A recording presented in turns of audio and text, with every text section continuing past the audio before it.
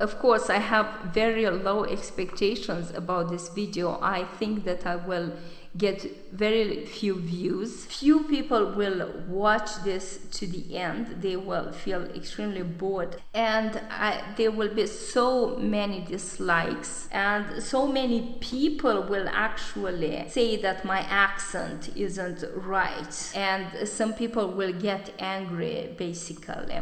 And some people will think that my teeth are so ugly. The hell with it. I'm just going to upload. I can take anything.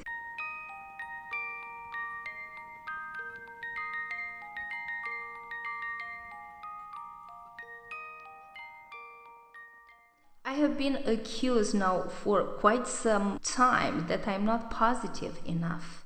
Don't get me wrong.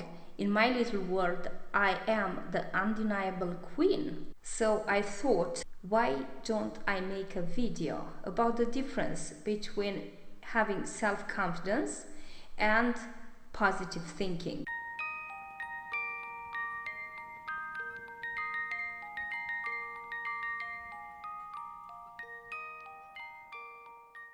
This new age movement where you are supposed to have this positive thinking really is about fear. It is all about fear. Avoid negative people. Don't watch the news because they are so negative. You don't have to feel empathy for anyone because it hurts and it's negative.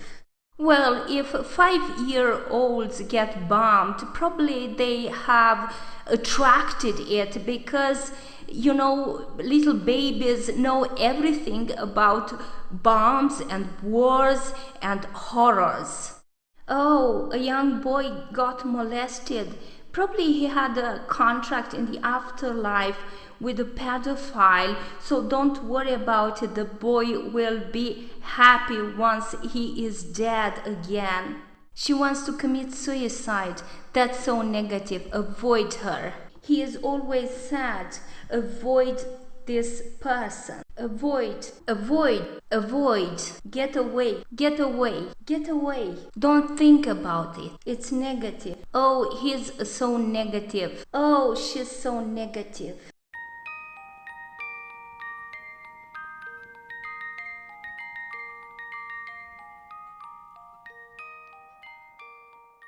So now that I have explained how positive thinking is actually all about fear, when you are supposed to embrace life and love, when you are supposed to embrace life and love, when you are supposed to embrace life and love.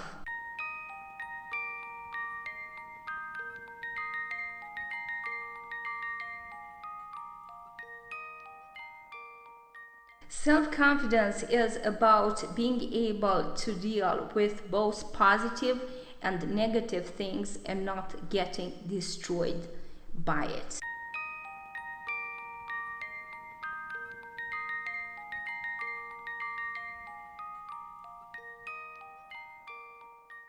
The first rule: know your strengths and your weaknesses. Take especially notice of your weaknesses because certain people will look for them and they will push your buttons actually. Therefore, you have to be aware of them and you have to embrace them and love them because they are part of who you are and they make you unique and they make you beautiful from the inside because everyone has their sensibilities, and by becoming aware of your weaknesses and accept them instead of pushing them aside, you will actually feel confident about them, feel okay with them. Your weaknesses are very important also because those are used by people who manipulate, and not everyone is a wonderful human being on this earth, and they will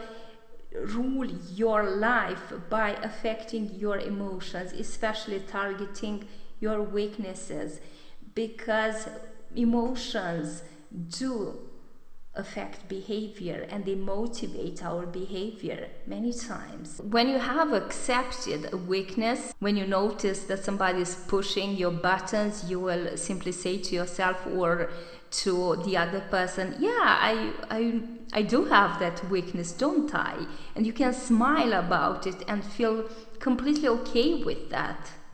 Rule number 2. Take responsibility for everything.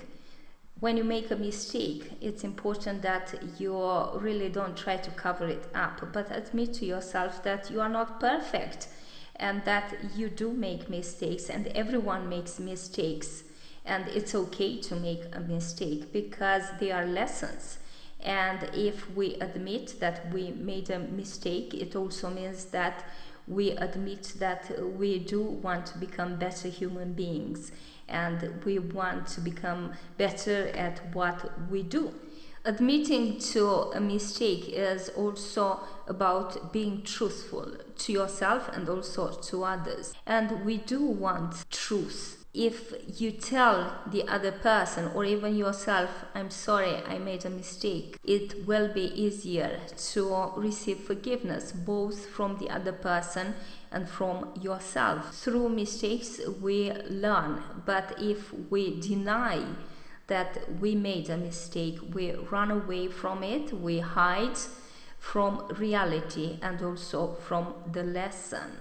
When we make mistakes, saying I'm sorry to the person that we hurt unintentionally sometimes is also the right thing to do, which brings me to rule number 3. Despite what other people think or want you to do, always do the right thing, because it brings you such a self-confidence. When you do the right thing, you actually shine and you become a role model for other human beings around you, because they notice that nothing bad happens. Actually, only good consequences arise, plus that you feel happy within yourself. There are, of course, people who will say that you should treat that person like she does, otherwise you don't conform to the rules and so on. But if it doesn't feel good from the inside, you shouldn't do it, because it's not the right thing to do. And most people that are normal, they have an inner compass within themselves. Their emotions already tell them what is right and what is wrong. They don't have to read the law book, they don't have to read the Bible or any other kind of document that tells you what is wrong and what is right, because our human emotions have evolved to show us the difference between right and wrong. And if you lack that inner compass, if you are a psychopath, you still know the difference between right and wrong. And of course, it's never too late to read some holy scripts or some Bible or some law books, so that you become aware of what is wrong and what is right. Rule number 4. Take the hard road in life. When you do something from the beginning to the end on your own, you can take the whole credit for the whole effort. And maybe on the first try you are not that good, but on the second you are definitely better.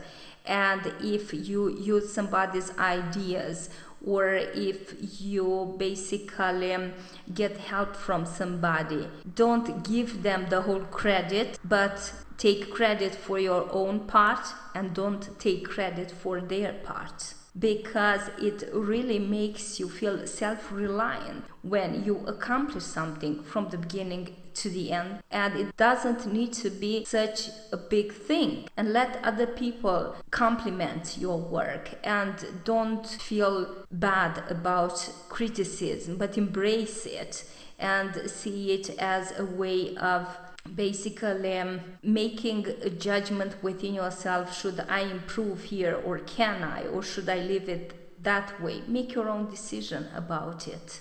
Rule number 5, don't compare yourself to other people, because when you compare yourself, you do this because you want to feel better about yourself, to feel superior. When you compare yourself with somebody below you, or you actually end up feeling quite bad about yourself because you compare with yourself with somebody that you think is superior to you. No matter the type of comparison, you will always end up feeling dependable on other people to give you a sense of self-confidence. So if you perceive that somebody is doing better than yourself, you are definitely going to wait until this person fails to feel good about yourself, and thereafter, when things begin to go well again for these people, you will feel bad again. You should basically acknowledge that you are your unique individual, another person is their unique individuals, and so on. And everyone is struggling with their own lives, and they don't have to decide how you feel about yourself. You are the decision maker there, and everyone has their own destiny, their own circumstances, their own experiences, and everyone goes through bad times and through good times. You shouldn't think that somebody else has a rotten life just because you for a certain moment feel a little bit better than they do. And you see that in new age circles all the time. Oh, she's so negative. You know, it's like putting somebody down to make yourself feel better, when it's all about love and light, right?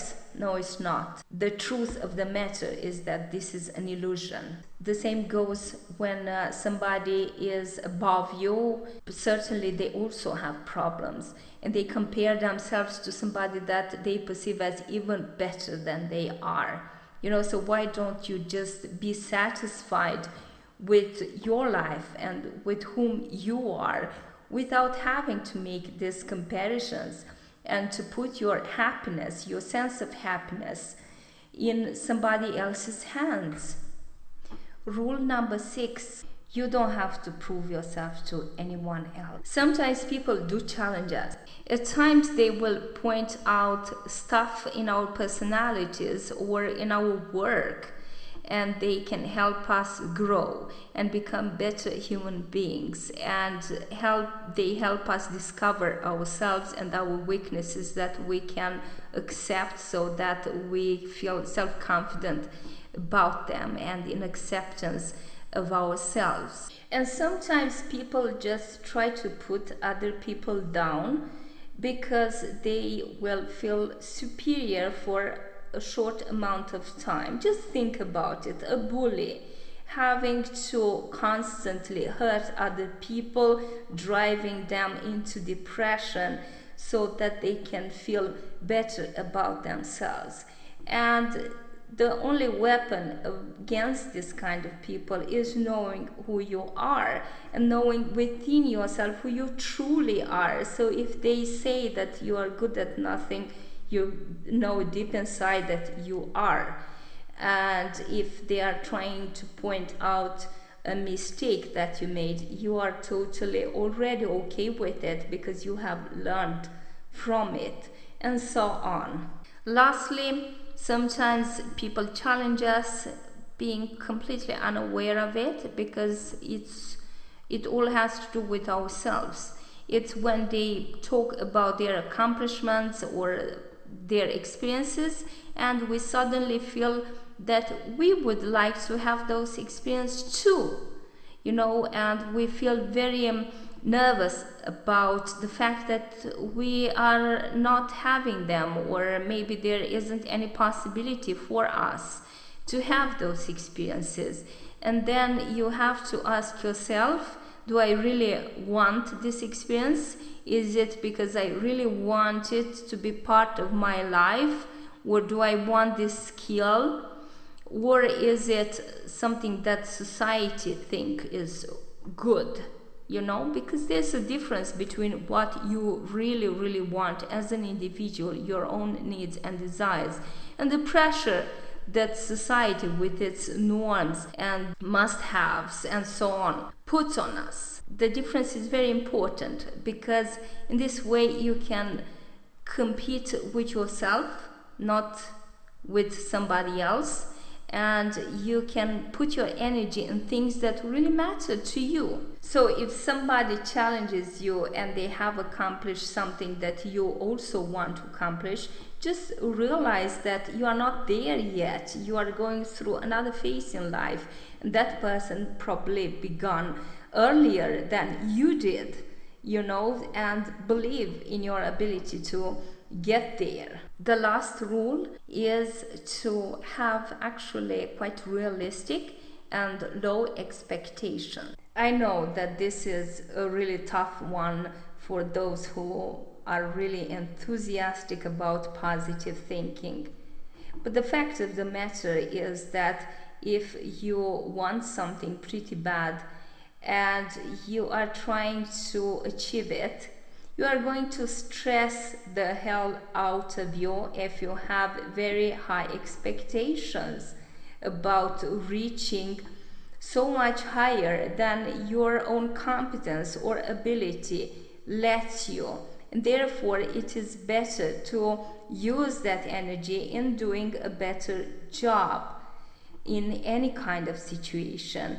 And when you have low expectations or realistic expectations, you don't have to stress out and you don't have to become disappointed, and you are really going to do your best.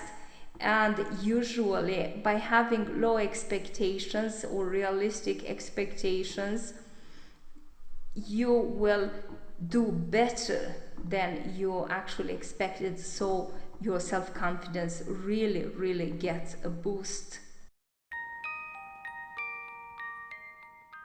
So self-confidence is very different from positive thinking, because you do not deny the parts of reality that you don't really like. You do not fear failure, and you don't fear disappointment, and you don't have to avoid anything or anyone. You are ready to take challenge, and there is a lot of excitement in it. And you are also ready to be responsible, mature, and to do something for the world in any situation where you think that you can. Thank you for watching.